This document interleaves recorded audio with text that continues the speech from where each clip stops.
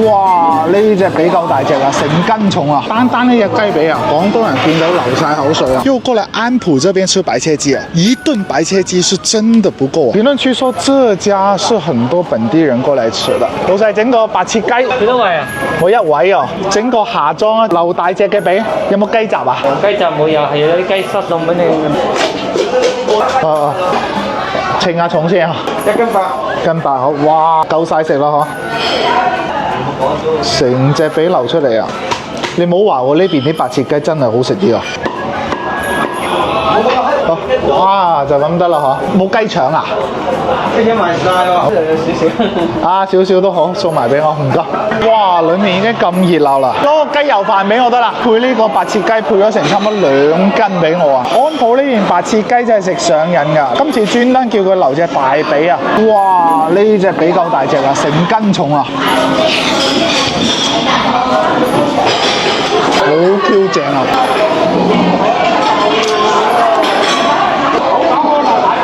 呢隻髀真係夠晒大隻啊！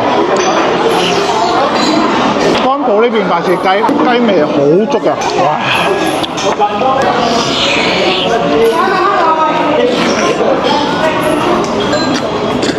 單呢隻雞髀啊，廣東人見到流晒口水啊！咁大個仔都未試過似咁大隻雞髀。呢隻雞夠日子啊，好好似啊！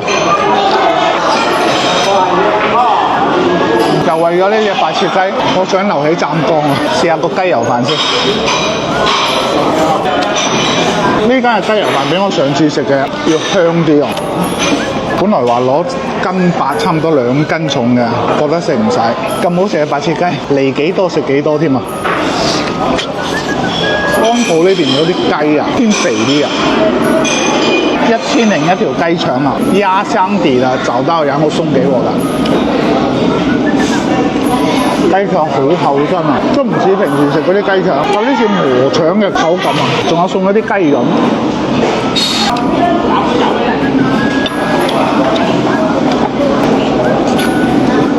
真係中意食白切雞嘅，可以過嚟湛江安普呢度試下，保證你食多翻尋味啊！